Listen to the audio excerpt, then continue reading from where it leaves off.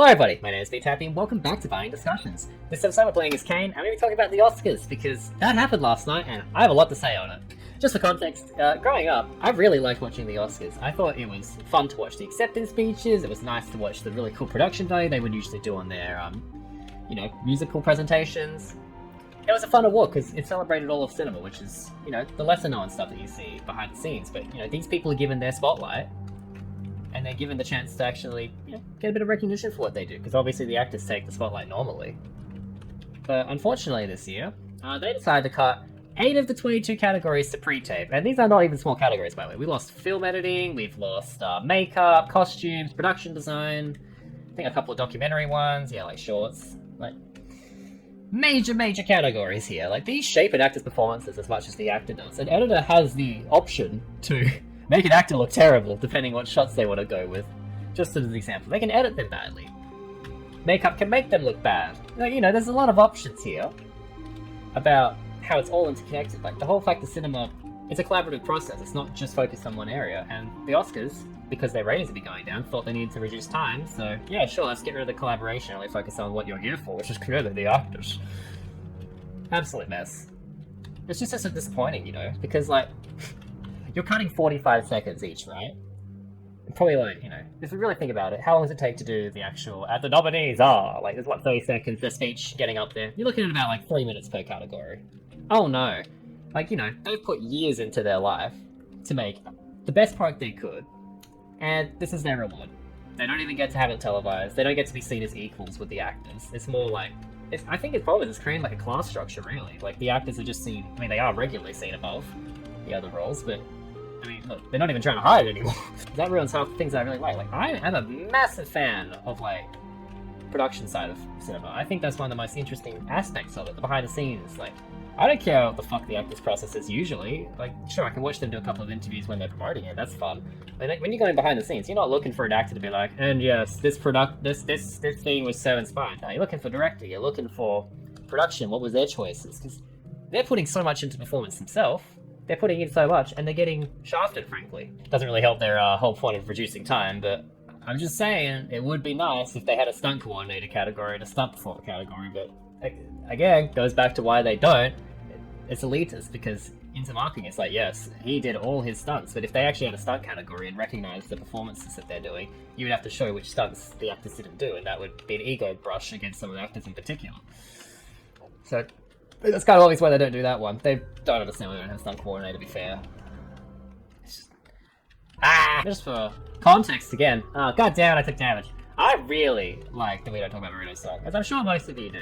So when I heard, oh my god, they're doing We Don't Talk About Bruno, that sounds great, I can't wait to see it, because one of my favorite things the Oscars ever done is the Aladdin production, when they did Sing a Whole New World. They got accurate costumes, accurate costumes for what the movie setting was, dressed everyone up, had really cool blocking, they had a whole set made.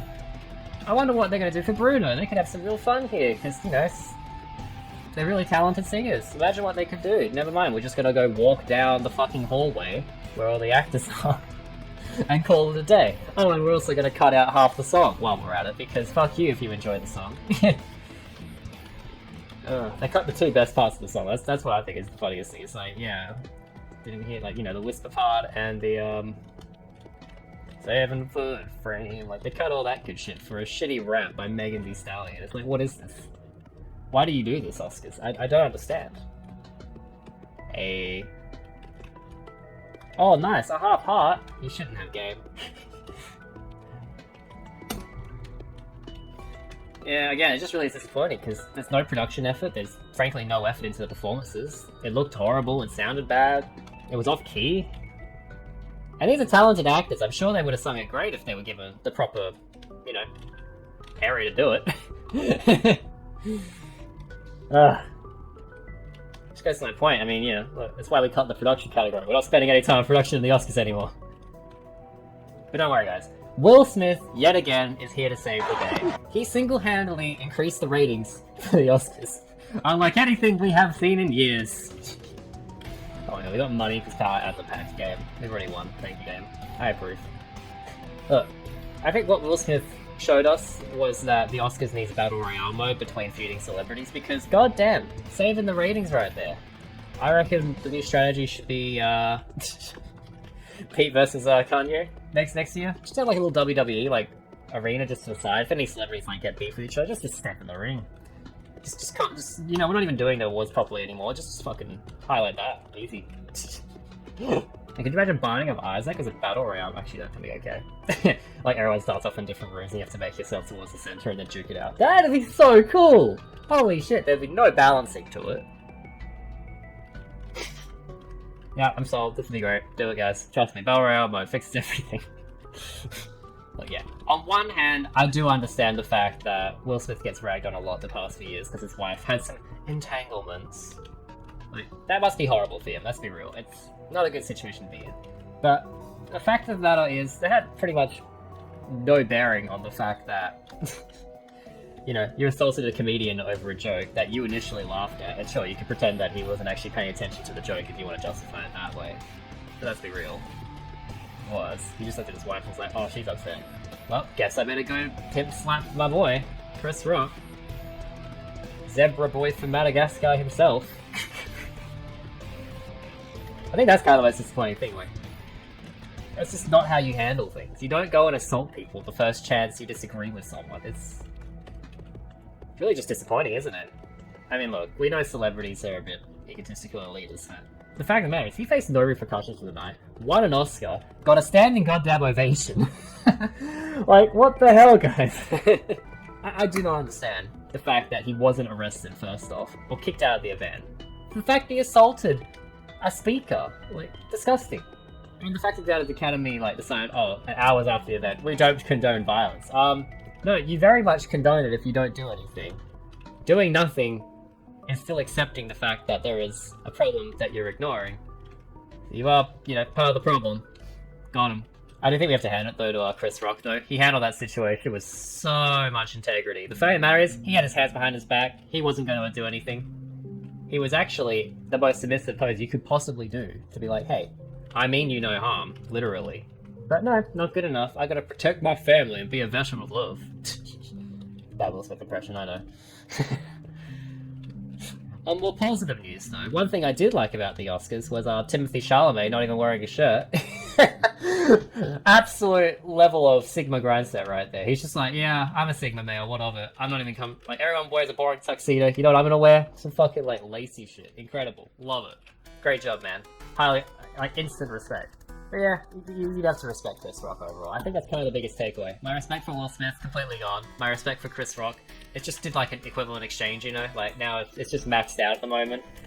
Because he could have done some real crude jokes. Like, you know, he could have done the easy, well, I mean, you can't talk about your wife, but you sure as hell could bang her. Like, that's the easiest joke you could have easily made. But he didn't. And you know he wanted to. Some part of him wanted to make a cool comeback there. But you know what? Handling it with style, handling it with grace, being the better man. Instant respect. Like, that right there shows that he is probably one of the best hosts we've had in years. Even if he wasn't always good at his jokes. I mean, I didn't particularly like the bald joke, to be fair. He didn't have bad intent behind it. He wasn't being malicious. There was a celebrity, like, you know, he's a very nice guy. If you actually watch, like, other interviews, his whole thing is, like, not trying to punch down. Like, he's trying to punch up. And that joke wasn't intended to be a punch down if you actually look at the context of it. Like he's saying, G.I. Jane as a way to be like, hey, she's a badass, she was in G.I. Joe. He honestly could have fixed it in his speech as well. That's what I think is interesting. Like, if he just came out in his speech, said, I am so sorry for what I did. What I did was completely wrong. I don't deserve to have this speech, and just leave. Boom. Then, like, you know, apologize to Chris Rock, done. He's made up for it. Like, that would be... Because obviously, it's one of his biggest moments of his life. He's got an Oscar finally. He's worked hard for it, but unfortunately, he had to go and ruin it with his own shitty behavior. So, you know, that would have been an easy way to fix it, but, you know, instead we've got to apologize to the Academy, and we've got to apologize to those who witnessed it. We can't apologize to Chris Rock. I don't want to rag him to it forever, you know. Everyone does make mistakes as well. Like, we gotta give people the path to redemption. We can't just ban them forever, but, like, at the moment, the way it's been handled, it's not been handled well by anyone, except Chris Rock. Sigma male Chris Rock right there. Oh yeah, we should also talk about that. You know what the Oscars did? The one thing that I can't believe they honestly made this choice. We partnered with Twitter to do an Oscar fan vote category about the best moments, because they obviously want to get more mainstream viewership in. But in what universe did they think, oh yeah, let's put it up to live voting on the internet, because that can't ever get brigaded by bots or anything. Oh, what the fuck, I got teleported? I'd also remove the Twitter vote category. I don't even hate the winner, to be honest. The Flash sequence, like, it was pretty much between No Way Home's, like, the Spidey swinging scene and the Flash time traveling back scene. Hot take, I like the Flash scene more, and I'm a fucking massive Spider-Man fan, as you could probably understand. My favorite character, ever. But, sorry, as much as I love that scene, Flash turning back in time to, like, fix a mistake, like, fixing the failure of the Justice League, it's such a cool moment. Could you imagine if that came out in 2017 too? They would have beat fucking Avengers Endgame for time travel. Snyder's plan was actually smart. But I digress. Remove that category, it's stupid. Especially if it's about Twitter vote. Make the vote, if you're gonna make that category a thing, make it so much harder to vote so that you can only vote once. And, production-wise, going back to We Don't Talk About Bruno, put some goddamn effort into your musicals.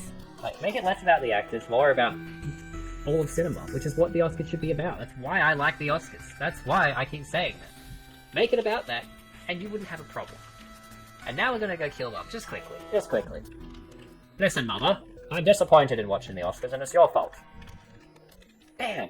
Watch this. Bam! Oh no, I don't think we're gonna be able to kill Mum, guys. This is so scary. The tension is too high. Oh shit, I am taking bad damage though. Fine, I'll just shoot her. That concludes my thoughts on the Oscars. If you liked the video, please click the like button, it would mean a lot to me. Comment down below if you've got any topics you need to talk about next time. And until next time, everyone, have a type of day, everyone. Bye!